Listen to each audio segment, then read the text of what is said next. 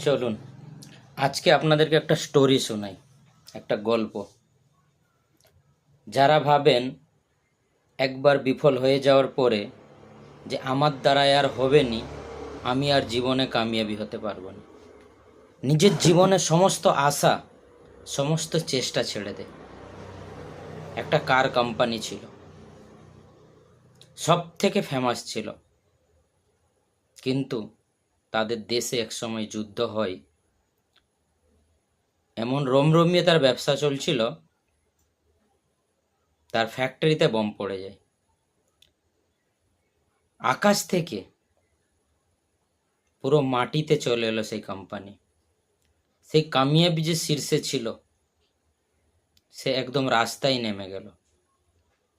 কিন্তু সব থেকে বড় জিনিস, সে হার মানেনি, পিছু হাঁটেনি।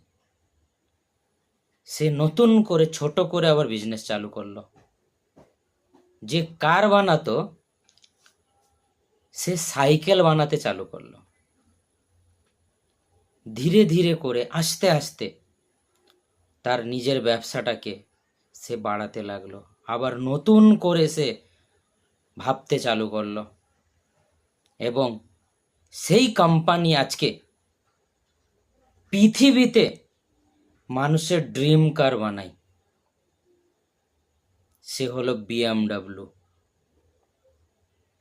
সেই দিন যদি সে ধূলিসাৎ হয়ে গেছিল তার কারখানা ফ্যাক্টরি, সেই দিন যদি সে হার মেনে যেত, আজকে BMW-কে কেউ চিনতে পারত? BMW-কে কেউ জানতো? BMW সেই জায়গাটা আজকে তৈরি করতে পারত? একটা নাকামিয়াবি, একটা বিফল আমাদের জীবনে কোনোদিনও সিদ্ধান্ত নিতে পারবেনি যে আমি কামিয়াবি হতে পারবো না। নতুন করে আপনাকে ভাবতে হবে।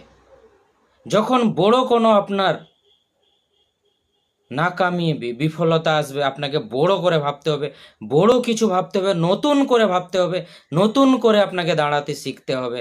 আপনি পৃথিবীতে যে জায়গাটা পৌঁছানোর কথা আপনি টার্গেট নিয়েছেন, সেই জায়গায় আপনি পৌঁছাতে পারবেন।